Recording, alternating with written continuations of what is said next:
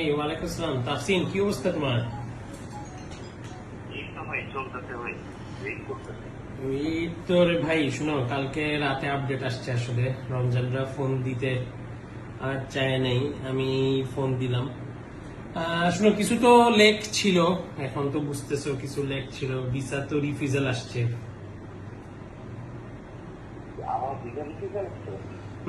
Visa refusal আসছে। Funding টাই মনে হচ্ছে একটু সমস্যা হয়ে গেছে আর কি। একটু কম দিনের ম্যাচুরিটি ছিল তো, ফান্ডিংটা নিয়ে রিফিউজাল আসছে। আমি তো চাইছি যে আমার ব্রেকের ছোট ভাই ভিসাটা হয়ে যাক।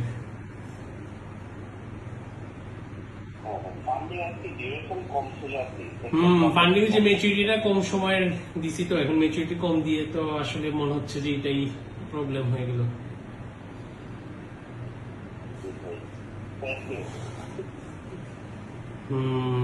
এখন কি নেক্সট কি করা যায় বলো তো?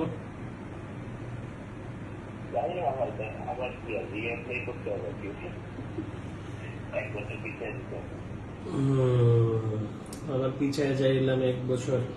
এর আগেও তো তোমার মানে নিজে নিজে ট্রাই করে একটা নেগেটিভ এক্সপিরিয়েন্স ছিল। এই বছর আসলে অনেক আশা করে এমএমএস এর কাছে।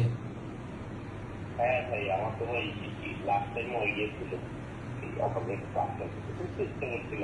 যাই হোক ভাই, আসলে আর বেশি প্যারা না দিই। তুমি ভিসা পাইছো, আলহামদুলিল্লাহ। হ্যাঁ, ভিসা আসছে, আলহামদুলিল্লাহ ভিসা আসছে। আলহামদুলিল্লাহ ভাই, আপনি তো ভয় দেখাইছিলেন ভাই, আমি তো ভাবলাম এখন আমি তো এই ট্রেন্ড এখন ভাবলাম যে শুরু করছি, যেহেতু সবাই কি ভয় দেখানো, তাহলে ভয়টা কন্টিনিউশন করে। যাই হোক, ভিসা আসলো তাফসিন, একদম কুইক টাইমে আসলো। ব্যাংক একদম অল্প সময়ের ম্যাচুরিটি দিয়ে আসলো ভিসা। তুমি এবার 2-3টে ইউনিভার্সিটি থেকে অফার লেটার সবগুলোতে এসছে, যাক আমরা খুশি, আলহামদুলিল্লাহ। এখন তোমার নেক্সট কোর্স অফ অ্যাকশন কি হবে আমাদের অফিস থেকে বলে দিবে ইনশাল্লাহ। আমরা খুব খুশি ইনশাল্লাহ। এখন এখন আঙ্কেল আন্টিকে জানাইতে পারো ইনশাল্লাহ।